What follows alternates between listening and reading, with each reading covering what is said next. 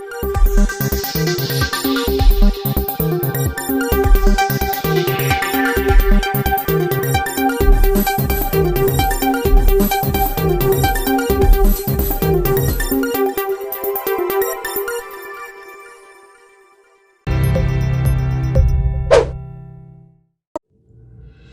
जिले में लगातार हो रही बारिश आम लोगों के लिए मुसीबत बन गई है। खाजूवाला में बुधवार देर रात बारिश ने एक हंसते खेलते परिवार को तबाह कर दिया।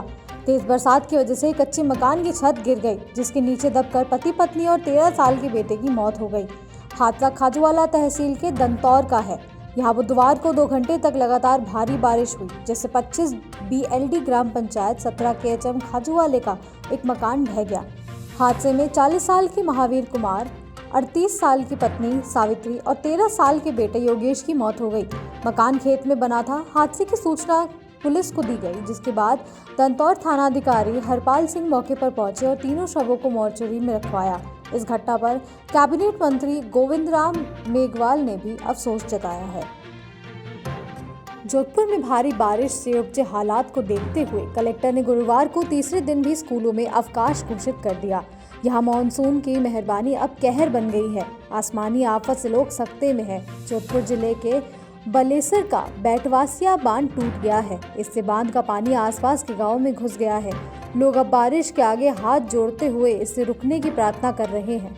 सोमवार शाम को शुरू हुआ बारिश का सिलसिला बुधवार रात तक रुक रुक कर जारी रहा। बारिश से अब तक 7 लोगों की जान जा चुकी है। जोधपुर में बुधवार रात करीब 48 घंटे से बारिश का सिलसिला चलता रहा है। CBSE ने 10वीं और 12वीं बोर्ड में इम्प्रूवमेंट ऑफ परफॉर्मेंस और कंपार्टमेंट एग्जामिनेशन के लिए ऑनलाइन आवेदन शुरू कर दिया है। एजुकेशन ईयर 2021-22 में 10वीं और 12वीं बोर्ड की परीक्षा में परिणाम कंपार्टमेंट और पास घोषित किया गया है। जो विद्यार्थी अपने परीक्षा परिणाम से असंतुष्ट हैं या किसी एक विषय में अपनी परफॉर्मेंस इम्प्रूव कराना चाहते हैं, वे ऑनलाइन आवेदन कर कंपार्टमेंट परीक्षा में सम्मिलित हो सकते हैं। एक से अधिक विषयों में इम्प्रूवमेंट ऑफ परफॉर्मेंस के लिए इच्छुक विद्यार्थियों को एग्जामिनेशन सत्र 2022-23 की फरवरी 2023 में होने वाली बोर्ड परीक्षाओं तक इंतजार करना होगा। प्रदेश में महापॉलिटेक्निक कॉलेजों में प्रवेश के लिए आवेदन की दौड़ शुरू हो गई है।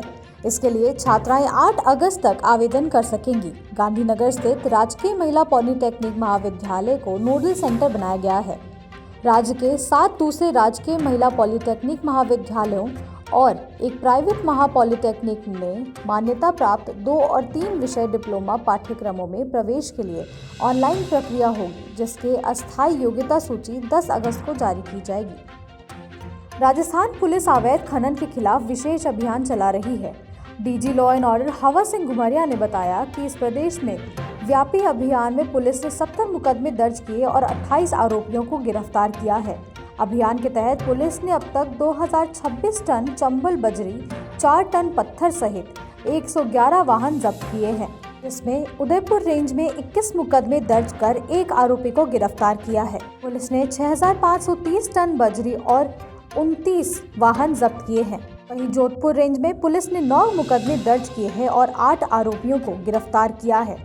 32 टन बजरी और 20 टन पत्थर सहित 9 वाहन जब्त किए हैं, जिसमें से 8 ट्रैक्टर ट्रॉली और 1 डंपर शामिल है। वहीं बीकानेर रेंज में पुलिस ने 3 मुकदमे दर्ज कर 3 आरोपियों को गिरफ्तार किया है और 12 टन बजरी, 3 ट्रॉली ट्रक जब्त किए हैं। जयपुर रेंज की बात करें तो पुलिस ने 7 मुकदमे दर्ज किए और 8 आरोपियों को गिरफ्तार करते हुए 28 टन बजरी, 8 टन पत्थर समेत 17 वाहन जब्त किए हैं। राजस्थान के सैनिक बाहुल्य शेखावटी इलाके के सीकर जिले के सपूत शीशपाल बागड़िया कागो में हुई हिंसा प्रदर्शन में गोली लगने से शहीद हो गए।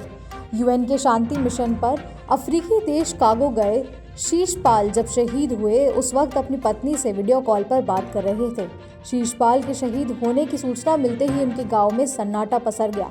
शहीद के पार्थिव देह को भारत आने में 2-3 दिन लग जाएंगे। शहीद के घर पर ग्रामीणों का जमावड़ा लगा है। ग्रामीण शहीद के परिवार को ढांढस बंधाने में लगे हैं।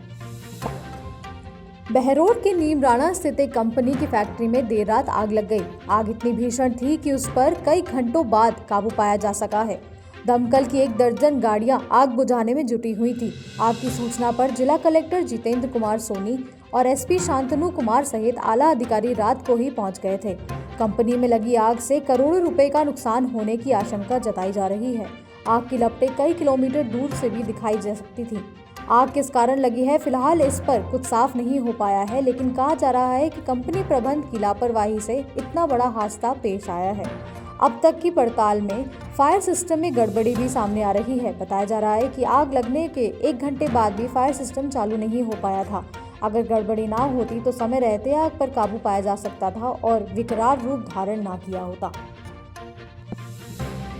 बुधवार देर रात मेहंदीपुर बालाजी मोड़ पर यह बड़ा हादसा हुआ, जिसमें पीछे से आ रहे बड़े वाहन ने परिवार के 3 लोगों को टक्कर मार दी। बताया जा रहा है कि अपने बीमार ससुर और पत्नी संग बस से उतरकर युवक चाय पीने जा रहा था, जब पीछे से आ रहे एक बड़े वाहन ने कुचल दिया। इस भयंकर हादसे में युवक ने तो मौके पर ही दम तोड़ दिया और उसकी पत्नी की हालत चिंताजनक बनी हुई है। वहां मौजूद लोगों के मुताबिक वाहन ने उसे घसीटते हुए कुछ मीटर तक ले गया और इस दौरान उसके शरीर के चिथड़े उड़ गए। बाद में मौके पर पहुंची पुलिस ने उन टुकड़ों को इकट्ठा कर मोर्चरी पहुंचाया। वहीं मृतक की पत्नी के पैर को भी कुचल दिया। हादसे में उसके बीमार ससुर को भी मामूली चोट आई है। फिलहाल पुलिस ने अज्ञात वाहन के खिलाफ मामला दर्ज कर लिया है और लोगों से इनपुट लेकर फरार वाहन चालक की तलाश में लगी हुई है।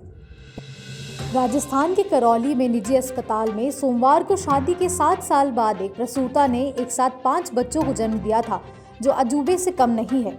बच्चों के जन्म के बाद घर परिवार में खुशी का माहौल था। वहीं चिकित्सक भी एक साथ 5 बच्चों की नॉर्मल डिलीवरी कराने के बाद अचंभित थे, लेकिन यह खुशियां चंद घंटों में ही गम के माहौल में तब्दील हो गई, क्योंकि प्रीमेच्योर होने की वजह से 5 बच्चों की मौत हो गई। बच्चों की मौत के बाद प्रसूता के घर पर मातम छा गया है। काला डेरा थाना पुलिस ने घिनोई गांव में एटीएम तोड़ने के मामले में फरार चल रहे एक शातिर आरोपी को गिरफ्तार किया है। पुलिस ने 2 आरोपियों को पहले ही गिरफ्तार कर लिया था। आरोपी ने करीब 1 महीने पहले गांव में एटीएम को तोड़ने की कोशिश की थी, लेकिन सफल नहीं हो पाया था। फिलहाल पुलिस पकड़े गए आरोपियों से पूछताछ करने में जुटी हुई है। पुलिस ने बताया कि आरोपी दिन भर गांव और शहर में घूमकर एटीएम की रेकी करते और रात के समय एटीएम लूटने की वारदात को अंजाम देकर फरार हो जाते थे।